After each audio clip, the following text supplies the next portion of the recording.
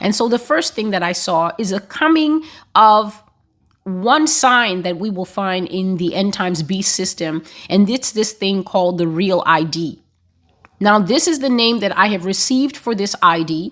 It may be called different things in different countries. So this is an identification that will be international. It will be global. It will affect all countries. And as the Lord said to me, humanity will greatly fight the coming of the real ID. So let me describe what I was seeing in this dream. I was seeing mass protests against this thing called the real ID. I saw them protesting in China and Hong Kong and Japan. So there were protests in Asia against this thing, and there were great protests in Europe. Very strong protests, especially among the English, all who fall under Great Britain. So this is Wales and this is Scotland.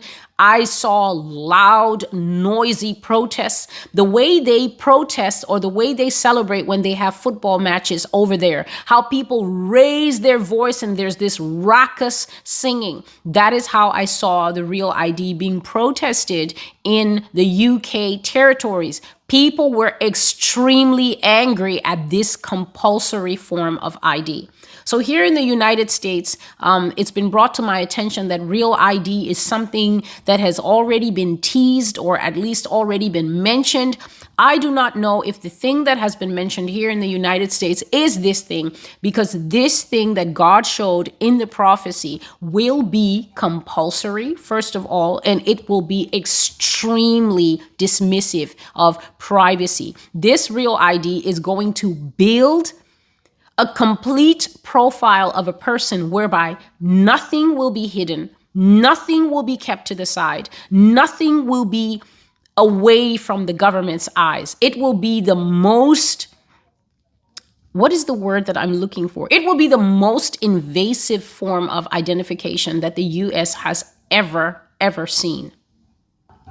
So in this prophecy, I did not see America represented. I saw protests in the UK. I saw protests in parts of Europe, France, and Germany. I saw protests in Asia, but God did not even show me America. And what was coming upon my heart is because there's a lot of online outrage when things happen here. So the bulk of the outrage comes out expressed in social media. It's expressed in typing a lot and making a lot of comments. But in terms of a large, cohesive, and sweeping wave, it doesn't happen like that. And I think one of the reasons it is like that is because this is a continent that is also a country. So it must be extremely difficult to organize cohesive mass protests and things like that. But other countries are much smaller, and it's much easier for their people to simply get together in all the provinces and in all the regions and in all the various cities and do the same thing on the same day. So as I've seen, the response to the coming of the real ID in America, you can find it in this prophecy called A New ID for America, which was just basically everybody lining up to get it. I just saw people lining up, and these lines were so horribly long and took forever to process. And that is what I saw. But in other countries, they did not take this announcement quietly, and that is because the government was trying to give itself extremely overreaching powers. This real ID is going to be part of the NW, you know what, the world order that is one, a coming global system in which every nation will be plugged, whether they want to or not. And so people were offended because this ID is a digital identification that will track you like a prisoner who has been allowed out of jail on parole. So, you know, when people come out of prison on parole, they are tracked and monitored in everything that they do in life, because obviously the logic behind it is we're keeping an eye on you to make sure that you live up to the promises that you made to the parole board, that you will not offend again, that you will not commit crimes again. And so we're watching you. But the real ID is going to use a digitized form of parole. It's going to follow people. Excuse me, there's a lot of noise in the background. Using digital footprints And by giving people a lifetime number, the Real ID is going to digitally monitor the population. So basically, we're going to be watched at every step in life. We're going to be watched through the Real ID because the Real ID is going to collate data. It's going to pick up information concerning every single action that you do. So for instance, right now you give the school, your child's school, information about yourself. And then when you go to pick up your child, somebody knows you visually. The teacher has seen you or something like that. But in a world where you may have to swipe ID to enter the school, it will be very easy to build a timeline that so-and-so entered the school at this time and picked up this child. And this is another thing about the Real ID. You will know it's the Real ID because every child will have one. This is not your social security number that you are assigned at birth. This is an ID that even newborn infants are going to pick up that will give them a separate personal, social, international, business profile. And every single thing that your child does is going to be tied to them. And by the time a child is growing up even a little, those who have access to the data from the Real ID will be able to already tell what kind of child this is and where this child's placement will be in the new world order. Please understand, I've shared this about the beast system that is coming. And one of the things about it is that individuals are going to be assigned in that world based on evaluations, based on perceived skill sets, based on social ability. So there's going to be a social credit score whereby if other people in your neighborhood or your community or your peer group are scoring you lower and lower, you are going to have less perceived societal value. So it doesn't matter how much God loves you, and it doesn't matter how much your family finds you valuable. If your social credit score is low and your Real ID is collating that data, that celestial is becoming more and more and more unpopular, you will find your ability in this coming beast world to do certain things falling lower and lower and lower. An example of this that I shared from the dreams and visions that God has given me is of a man and a woman who got married, and the man wanted to fly his wife on honeymoon first class. He had enough money to buy first class tickets, but he did not have enough of a high social credit score standing to be allowed to buy first class tickets. So basically, he wasn't allowed to enjoy the privilege of flying first class, and he and his wife had to accept a lower classification. So this online profile will know every detail of private life, financial life, and every single thing that we leave across media, digital services, online tools such as the internet, email, social media, use of phones and computers, etc. It will also pick up information on property ownership and wealth. It will pick up information on money, the movement of money in your life. It will pick up information on all your health records and any other significant act of daily life. The Real ID is going to be a large data pool per person. And so in Australia, I saw that Australia was angry, but their approach was not protesting such as in Germany and in France and definitely in the United Kingdom. I saw that people were using awareness. So they were standing on these makeshift platforms where you just put a few boxes together or crates and you stand up and you have the microphone and you're warning your community about this. And I saw that people were listening to these speakers. They wanted to be well informed. So they were standing around and they were, like this, so they were holding their chins and listening, but they were not enraged enough to actually go out in the street. They were listening in their towns and cities and local communities and thinking, well, they can just stuff it, can't they? I mean, what are they going to do? Drag me to get one? I just won't get one. And so I saw that people thought that civil disobedience in Australia, this seemed to be the way they wanted to fight it, that they were going to use civil disobedience and non-compliance. And they thought that this would be enough to stop the government making demands to forcibly register them for this Real ID. But they could not be more wrong, because as the Lord showed me, the Real ID will be enforced across the world. It will contain everything about your life. It will be the most invasive, comprehensive form of identification ever undertaken in this world. Unique because it will capture every data point about us, things that are not captured now, but also it will be international, meaning that it will be an international data pool that puts Interpol in the shade. Interpol basically only watches international criminals, but this Real ID, all the countries will join into one sort of hive brain and upload and share and pool that data on all living citizens. I saw here in America that whether you were a citizen, whether you were only here for 3 years to get a degree, whether you were only here for 6 months as part maybe of a religious program or an extended holiday visit, as long as you were in the country when this ID began to be implemented, you had to get one.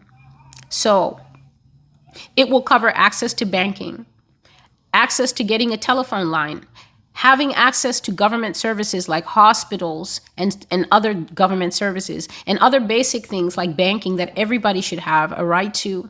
The governments may give this Real ID a different name, but please listen to some of the things that I have already shared about it, and also listen to this. The Real ID can be loaded like an online wallet. So this might be one of the ways you see it, especially showing up in Africa, where they already have started using online wallets, and as well as certain countries in Asia where not everyone has access to proper brick and mortar banking or online banking. This wallet can be loaded, meaning that when you see the Real ID, it will already have some capabilities on it, but because it is a loadable wallet from the government's end, the government will simply be able to add more and more and more functionalities on the Real ID without you having a say. So the Real ID is going to come, and maybe they're going to tell you it's a driver's license. It's also a federal identification, or if you're not in the United States, it's a state ID. So you can use it if you fly, you can use it if you travel. They may even say you can use it in place of a passport, but eventually it will have more and more overreach. It will then begin to track your financial transactions. It will then begin to demand access to your private health information. It will be able to track your purchase and travel patterns. When you swipe your card to buy a bus or a long distance bus ticket, a plane ticket, a train ticket, things like that, where you go to, how long you plan to stay there, and obviously how much money you spend there.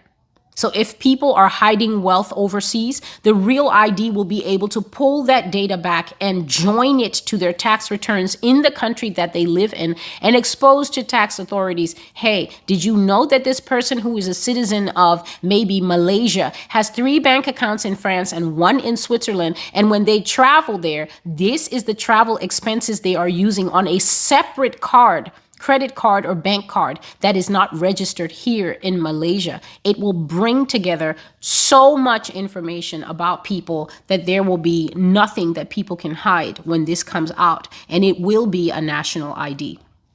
So that is what God is letting us know. The Lord was letting me know when I woke up and he was explaining these things to me, that people trade a lot of freedom for protection, safety, and functionality. So whenever this comes up, the first thing you will always think of is the harm that causes harm. The harm whereby we are 66 or 67% protected against that harm now in the United States. Over 270 people now carrying either part 1, part 2, or part 3, all 3 parts of the harm that causes harm. Peace and safety is the language of the future. If you are going to understand the things that Apostle Paul and Prophet Daniel and Prophet John in the book of Revelation were warning about, you have to understand the layout of the future landscape that is coming. So this is why I always say here on the Master's Voice, this is not a place where you're coming to get sensationalized prophecy headlines and everything. God has raised up this work to fully inform and warn his people about the times ahead. Because when I was about to make this video, I always ask, Lord, is there anything you want to share? As you can see today, I have no notes because the only thing that the Lord said to me is, let them know that they have a choice to make. We all have a choice to make about the days, months, and years that are ahead. And it may seem easy sitting here now to say, I'll never. But for instance, Jesus said, woe to women who are pregnant and nursing in those days. And that simply means that the kinds of decisions that parents are going to have to make in the future concerning the safety of their children, or whether they will be able to access basic medical care, basic food, basic services, education for their children, will be decisions that will stab the heart. So nobody wants to see their child uneducated. But when the education goes from being readily available to skyrocketing expenses, and it will reach a point where they suddenly say, hey, we're going to universalize education. That's right. We're going to do it. But all you need is your child needs this tracking wristband. Your child needs the trackable wristband, and you think, well, the trackable wristband, okay, because the child needs to get education. And so into the trackable wristband station, the baby goes. But then after a while, they'll say, the kids, we're actually digitizing things, and we want the kids to be able to scan all this information with their eyes. So the school is offering subsidized retina scanners. And this is transhumanism. Transhumanism is not going to come from the devil with a big forked tongue or 2 horns and red skin and a tail and a pitchfork where you can say, this is the devil. This is the devil. Transhumanism is going to be the most subtle and the most gradual process whereby humanity is transitioned, just like an old person crossing the road and needs help. Humanity will be helped across the road to get to the other side by Satan and the fallen and the world governments who are going to accede to the beast. To accede to something means to come into agreement with its protocols, its agenda, and its plans so that you eventually fuse into it and become one with it. Transhumanism is going to come gradually and be presented as the best thing that a sick person who has been on dialysis for 6 years ever heard. Let's do away with that kidney failure and let's redo you inside with adamantium and titanium and all the NIMS. You won't have any pain. And best of all, this surgery is going to be 80% paid for and you can keep your doctor. That is what it's going to look like and sound like. So from this perspective, sitting here in 2022, many people will be emphatic and say, I won't, and I won't. But the requirements that will come upon people is why the Lord always says that many will fall away. So these prophecies are being given in a manner and a form that when you go to the blog and read them, you should understand first and foremost what God is saying, and then you should understand second most that every single life that is upon this planet is going to be touched in some way by the transformation of this world into a digitized monitoring. You give us this and we will give you that. We scratch your back and then you give us your soul type of world. So, peace and safety is the language of the future. Peace and safety is the trade-off of the future. And so this is why the people of God need to decide now to start sowing the necessary seeds of understanding, repentance, holiness, and clinging to the Lord now. If you don't work on your sailing ability, you can hardly claim that when the sea is doing this and the winds are blowing and the storms rise, that is when you're suddenly going to become a master sailor. It's impossible, and it doesn't work like that.